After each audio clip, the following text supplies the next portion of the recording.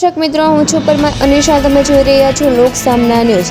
તો જોઈએ આજના સમાચાર મેંદરડાથી અમારા રિપોર્ટર ગૌરવકુમાર જોશી સાથે. જૂનાગઢ જિલ્લાના મેંદરડા તાલુકાની વાત. 42 ગામોના સરપંચોની ભૂખ હડતાલ.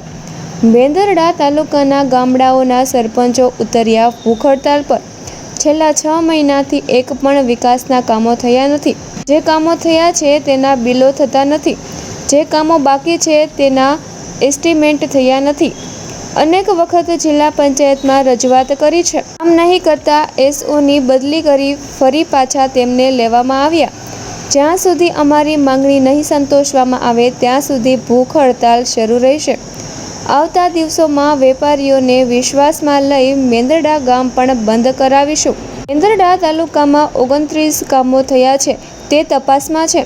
અમુક કામોમાં મુદતના પ્રશ્નો છે. 15માં નાણાપંચના કામો ગતિમાં છે. ભૂતકાળના ઇજનેરો દ્વારા ક્ષતિ થઈ ગઈ હતી. ગત વર્ષના બિલો છે તે ભૂલ ભરેલા. તાત્કાલિક ટીડીઓ સાહેબ દ્વારા આવા 29 જેટલા બિલો પર ઇન્ક્વાયરી બેસાડી હતી. હાલ નવા કામો પ્રોગ્રેસમાં છે. સ્ટાફની અછતને લઈ કામો સમયસર થતા નથી. 3 મહિનામાં 5 જેટલા કર્મચારીઓની બદલી. સરપંચો દ્વારા કરાયેલા આક્ષેપો ક્યાંક સાચા હોય તેવું ચિત્ર સામે આવ્યું છે. જિલ્લા ફરજ પરના અધિકારીએ કામો નહીં થયા તે અંગે કર્યો ખુલાસો. હું જેડી ખાવડુ સરપંચ યુનિયનના ઉપપ્રમુખ તરીકે સેવા આપું છું. અમે અલ્ટિમેટ આપેલું હતું કે અમારા કામો તાત્કાલિક ગતિથી પૂરા કરો અને અમારા બિલ મંજૂર કરો. એ સંદર્ભમાં અમે 17 તારીખનું અલ્ટિમેટ આપ્યું હતું અને આજે 18 તારીખે તમામ 42 ગામના સરપંચશ્રીઓ આજે અમે ભૂખ હડતાલ ઉપર ઉતર્યા છીએ.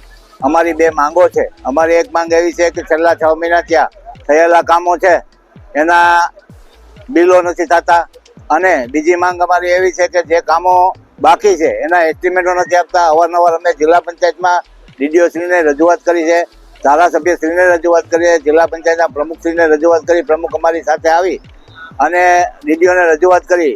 ડીડીઓએ જે તે એસો છે જે કામ નથી કરતા એની બદલી કરવામાં આવી. એ બદલી કરી અને બીજા જ દિવસે પાછા એ એસોની બદલી રદ કરીને પાછા મૂકવામાં આવ્યા. પણ તદ ઉપરાંત આ વિસ્તારના કામો થતા નથી. એટલે અમારી આજે ભૂખ હડતાલ કરવાની ફરજ પડી છે.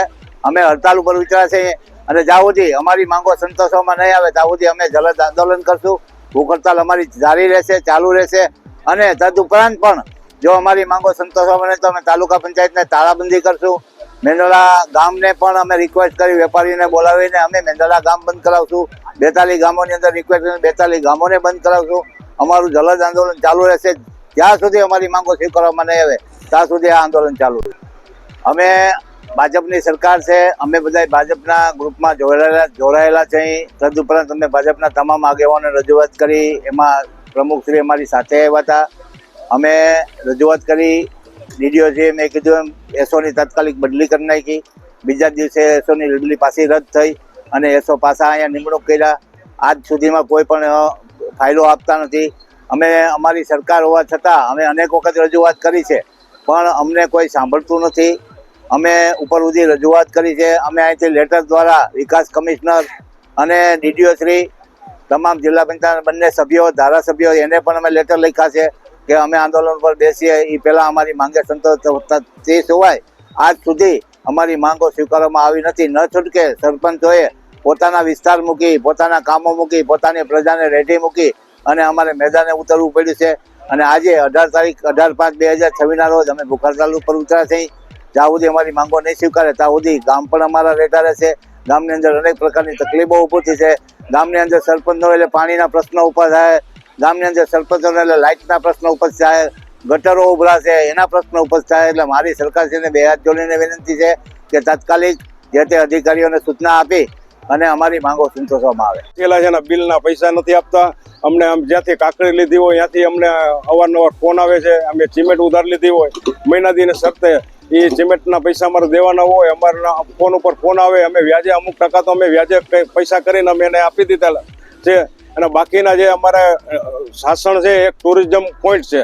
ત્યાં રસ્તાના કામ, ગટરના કામ અવારનવાર કોઈ ટુરિસ્ટ આવતા હોય, ગામની અંદર જતા હોય તો ઘણા બધી કામ પણ અમારે પેન્ટિંગ છે. અને એસ્ટિમેટ બનેલા છે એ કે નવા એસ્ટિમેટ અમને આપતા નથી. નવા કામ કરવાની અમને મંજૂરી નથી આપતા. અમારે હેતુ એવો જ છે કે અમારે જે પેન્ટિંગ કામ છે, જે અમારા પેન્ટિંગ બિલ છે એ બિલ અમારા કરે.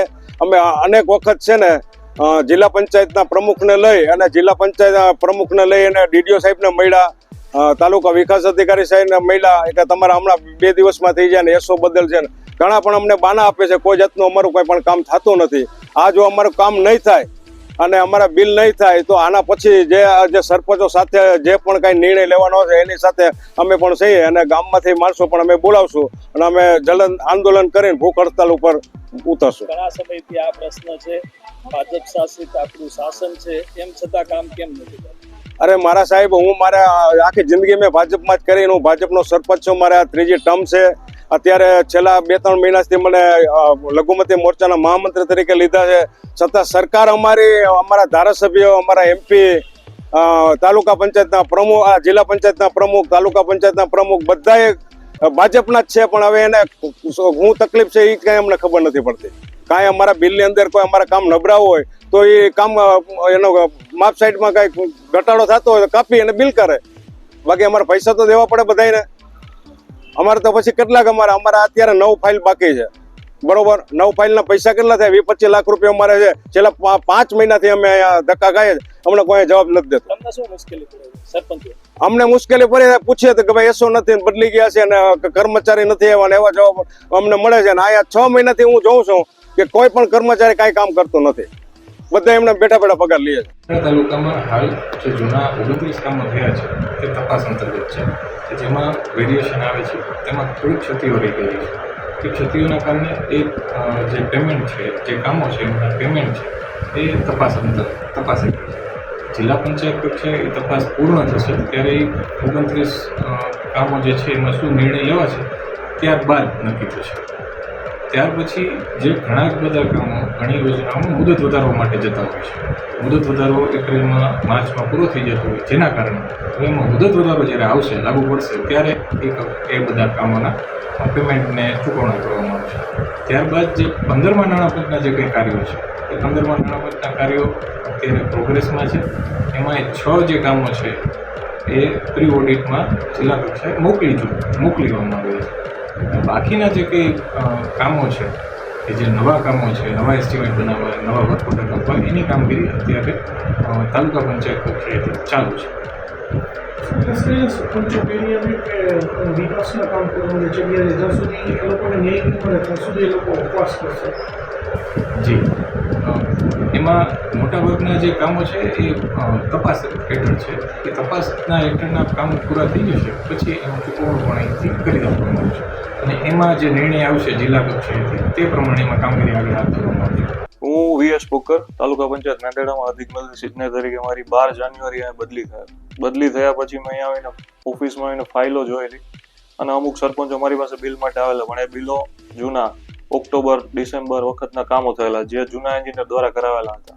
આરએમબીના નિયમ પ્રમાણે જે કામ જે તે એન્જિનિયરે કરાવેલા હોય તેને જ તેનું બિલ કરવાનું હોય, તેના માપો તે જ લઈ શકે. એટલે તે બિલો તે દિવસથી પેન્ડિંગ છે.